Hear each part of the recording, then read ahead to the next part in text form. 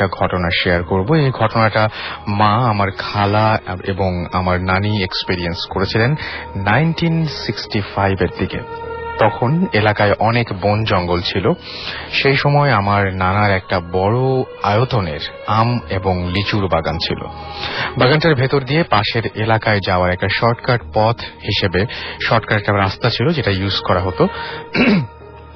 এবং তিনি বলছেন বাট বাগানটা নাকি ভীষণ ভয়ঙ্কর টাইপের ছিল। দিনের বেলাতেই সেখানে অনেক জিন চলাফেরা করতো এই বাগানের ভেতর দিয়ে, এরকম শোনা যায়।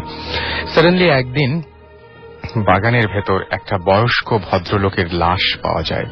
ধারণা করা হয় যে ওনাকে মার্ডার করা হয়েছে।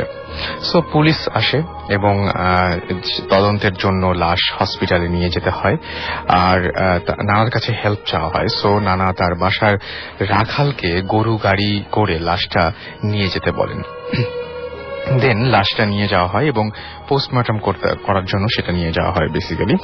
এবং লাশটার কোনো ওয়ারিশ পাওয়া যায় না, এবং সেই জন্য আবার যেটা করা হয় সেটা হচ্ছে তাই নানা নিজে লাশটা দাফনের ব্যবস্থা করেন। সো লাশটা এগেইন সেম গরুর গাড়িতে করে বাসায় নিয়ে আসা হয় এবং নানা বাড়ির সামনের খোলা প্লেসটায় একটা জোড়া বড়ই গাছের নিচে লাশটা রাখা হয়। দেন এক টাইমে দাফন করা শেষ হয় এবং পরের দিন আমার মা এবং খালা নানিকে নিয়ে রাত্রিবেলায় যেটা হচ্ছে যে সবকিছু ঠিকঠাক হয়ে গেল এবং পরের দিন রাতের বেলা তারা বাথরুমে যাচ্ছিলেন এবং সেটা ছিল একটু বাসা থেকে দূরেই, জ্যোৎস্না রাত্রি, মোটামুটি আলো বাইরে। সেই টাইমে বাথরুম বাড়ির বাইরে হতো এবং সে কারণে সেই বাথরুমটিও তার ব্যতিক্রম নয়। দেন বাড়িতে আসার কিছুক্ষণ পর হঠাৎ করে মা কিছু দূর থেকে ভেসে আসা আর্তনাদ এবং কান্নার শব্দ শুনতে পান এবং নানিকে বলেন। নানি খালা একইভাবে তারাও সেই শব্দটা শুনতে পান এবং কান্নার শব্দটা আস্তে আস্তে বাড়তে থাকে এবং ভয়ঙ্কর ও তীব্র হতে থাকে। হঠাৎ করে মা, খালা এবং নানি খেয়াল করেন যে বেশ কিছু দূরে একটা মানুষের মতো কিছু একটা রাস্তা দিয়ে এগিয়ে আসছে। পরনে সাদা কাপড় আরেকটু কাছে আসার পর সবাই চিনতে পারে যে হ্যাঁ, এই ভদ্রলোকটি সেই ভদ্রলোক, সেই বৃদ্ধ ভদ্রলোক যাকে মৃত অবস্থায় পাওয়া গিয়েছিল বাগানটির মধ্যে, যার লাশ বাগানের ভেতর পাওয়া গিয়েছিল এবং যার পরনে সাদা কাপড়টা আসলে কাপড় ছিল না, ওটা একটা কাফন ছিল এবং কাফন জড়িয়ে সেই ভদ্রলোকটি হেঁটে আসছেন। দেন নানি, মা এবং খালাকে নিয়ে দৌড় দেন ঘরের ভেতরে এবং এর পরপরই কান্নার শব্দটা একদম সেই বড়ই গাছের তলা থেকে আসতে শুরু করে যেখানে লাশটাকে পাওয়া গিয়েছিল এবং ধীরে ধীরে সেটা ভয়ঙ্কর আর্তনাদের রূপ নেয়। মনে হচ্ছিল কেউ তাকে অনবরত আঘাত করছে। সেই দিন নানার বাসায় ভয়ানক একটা ব্যাপার ঘটে গিয়েছিল এবং সেই দিন নানার বাসায় একজন বৈঠকখানা অর্থাৎ যেটাকে ড্রয়িং রুম বলি আমরা, সেই বৈঠকখানায় এক মেহমান ছিলেন এবং ওনার একটা অপারেশন হয়েছিল। তবুও তিনি ভয়ে বেড থেকে নেমে দরজাটা ঠেলে দরজায় জাস্ট পিঠ ঠেকিয়ে রাখেন আর কি, যদিও দরজাটা আটকানোই ছিল। দেন একটু পরে কান্নার শব্দটা আস্তে আস্তে দূরে সরে যেতে থাকে।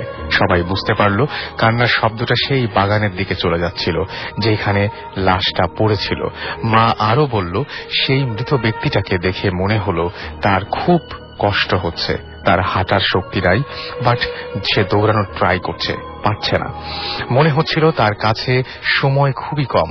তারপরও কারো ওপর ভর করা বা ভয় দেখানো এমন কিছু ঘটে নাই, বাট যেই পথটা ধরে তাকে নিয়ে যাতায়াত করা হয়েছিল সেই পথ এবং যেই পথ ধরে তাকে কবরে নিয়ে যাওয়া হয়েছিল সেই পথে তাকে দেখতে পাওয়া গেছিল সেই মৃত ব্যক্তিটাকে। এই ঘটনার পর সেই মৃত ব্যক্তিটির আত্মার শান্তির জন্য নানা দোয়া মাহফিলের একটা আয়োজন করেন এবং আমার নানা একজন হাজি মানুষ, তিনি কবর জিয়ারত করেন এবং কোরআন তেলাওয়াত করেন। তারপর থেকে আর কিছু দেখা যায়নি। নানা মাকে বলেছিলেন মৃত্যুর পর ফার্স্ট 40 দিন আত্মা এরকম ছাড়া থাকে এবং এই সময় সে দোয়া চাওয়ার জন্য ছুটে বেড়ায়। হয়তো এই ক্ষেত্রেও ব্যাপারটা সেরকমই কিছু একটা ঘটেছিল, তাই তারা আইডিয়া করেছেন। এবং সবচেয়ে ভয়ঙ্কর যে ব্যাপারটা সেটা হচ্ছে যে এই জিনিসটা একসাথে অনেকগুলো মানুষ দেখেছিলেন। এবং অনেকগুলো মানুষ বলতে তার নানি, তার খালা এবং তার মা এবং যেই ভদ্রলোকটি তাদের বাসায় সেদিন মেহমান হিসেবে ছিলেন তিনিও এই ঘটনাটা দেখেছিলেন। সুতরাং এতগুলো মানুষ একসঙ্গে এই ঘটনাটা দেখেছিলেন। সবচেয়ে ভয়ঙ্কর ব্যাপারটা হচ্ছে সেইখানে।